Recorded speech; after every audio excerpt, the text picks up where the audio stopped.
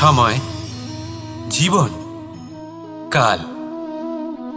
দেখতে গেলে এই তিনটি শব্দ একটি শব্দেরই সমার্থক শব্দ মনে হয়, কিন্তু এই শব্দগুলির অর্থ কি সমান? কখনোই নয়। হ্যাঁ, এই সময় চলতে থাকে, জীবন চলতে থাকে, কালচক্র চলতে থাকে। এই সময় কেটে যায়, কিন্তু এই জীবন একে যাপন করতে হয়। কি বলেন? এই জীবনে কিছু করুন বা কিছু না করুন, জীবন এমনি কেটে যাবে, আপনি জানতেও পারবেন না। কিন্তু সেটা আমাদের উদ্দেশ্য নয়, একে যাপন করতে হবে। এই জীবনে প্রেরণা পেতে শিখুন, প্রেরণা দিতে শিখুন, আহ্বান গ্রহণ করতে শিখুন, আহ্বান জানাতে শিখুন, মহান কাজ করতে শিখুন, ধন্যাত্মক বোধ জাগিয়ে তুলুন। জীবন অতিবাহিত করার অর্থ কি তা আপনি শিখে যাবেন। কারণ সময় কেটে যায়, সমস্ত যুগ কেটে যায়, কিন্তু জীবনের রীতি জীবন কাটিয়ে দেওয়া নয়, জীবন যাপন করা।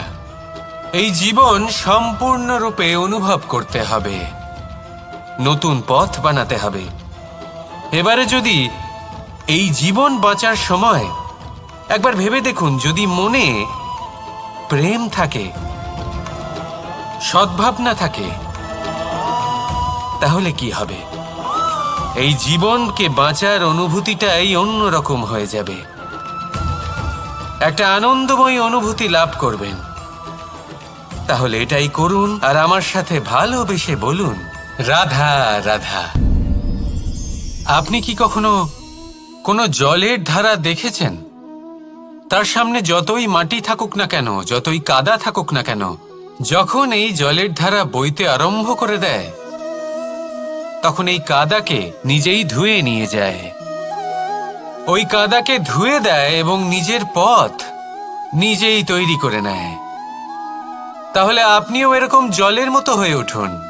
যদি হয়ে উঠতে পারেন, তাহলে নিজের মনের, নিজের ভাবনার, নিজের জীবনের যত অনাবশ্যক তত্ত্ব আছে, অনুপযোগী অংশ রয়েছে, অর্থাৎ অপরিষ্কার অংশ রয়েছে, তা নিজে থেকেই নির্মল হয়ে উঠবে। আর যেরকম জলের ধারা কখনো থেমে থাকে না, সব সময় বয়ে চলে, সেইভাবে আপনিও কখনোই থামবেন না। সবসময় বয়ে চলুন, এগোতে থাকুন।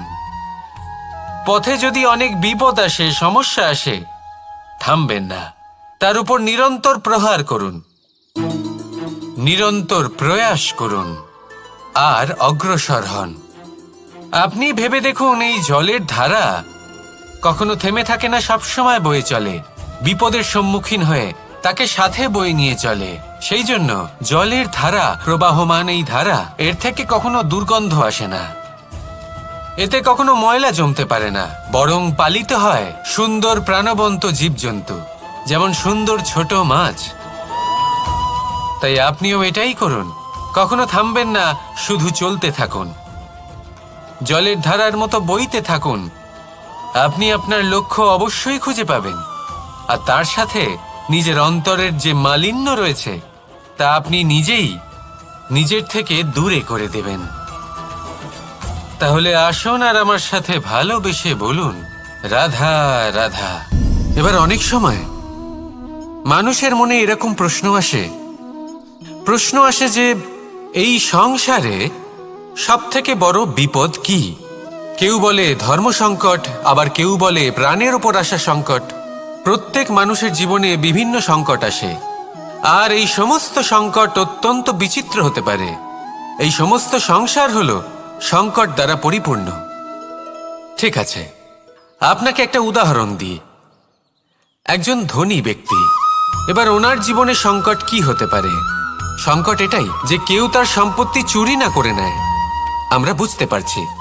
এবার একজন চোর, তার জীবনে সংকট কি হতে পারে? যে চুরি করার সময় সে যদি তার একটা কাশি চাপতে না পারে, তাহলে সে ধরা পড়ে যেতে পারে, ঠিক কিনা? আবার অনেক সময় এমনও হয় যে যার জন্য আমি সংকট, সেও আমার কাছে সংকট। যেমন এই পরিস্থিতিতে দেখুন, সংকট হলো সংকট, এ তো জীবনে থাকবে, কিন্তু এর সম্মুখীন কিভাবে হওয়া যায়? খুব সরল। সব এটার ওপর নির্ভর করে, মনের ওপর। এই মনকে নিয়ন্ত্রণ করলে সব ঠিক থাকবে। এবার যদি ধনী ব্যক্তি মনকে নিয়ন্ত্রণ করে ফেলেন, নিজের অর্থের ব্যবহার শুভ কাজের জন্য, সমাজের সেবার জন্য বিকাশ করতে করেন, ওই অর্থকে একত্রিত করে না রাখেন, তাহলে চুরির সমস্যা, এই সংকট সেখানেই কেটে যাবে। এবার যদি কথা বলি সেই চোরের, তাহলে চোর যদি নিজের মনকে সংযত করে নেয়, যদি নিজের কর্মকে নিয়ন্ত্রণ করতে পারে, তাহলে এমন কোনো স্বর নেই, এমন কোনো স্বর নেই যা ওকে ধরা পড়তে বাধ্য করবে। সেই জন্য জীবনে সংকট যতই আসুক, যত বড়ই সংকট আসুক না কেন, কবচ হলো একটাই, আর এই কবচের নাম হলো আত্মনিয়ন্ত্রণ। নিজের মনকে নিয়ন্ত্রণে রাখতে শিখুন। এটা নিজের জীবনে প্রয়োগ করে তো দেখুন। যদি আপনি করতে পারেন, তবে আপনি দেখবেন যে সংকট তো জীবনে আসা যাওয়া করে, কিন্তু সেই সংকটগুলির সম্মুখীন আপনি এইভাবে করতে পারবেন। তাহলে সেটাই করুন, আর আমার সাথে ভালোবেসে বলুন, রাধা রাধা।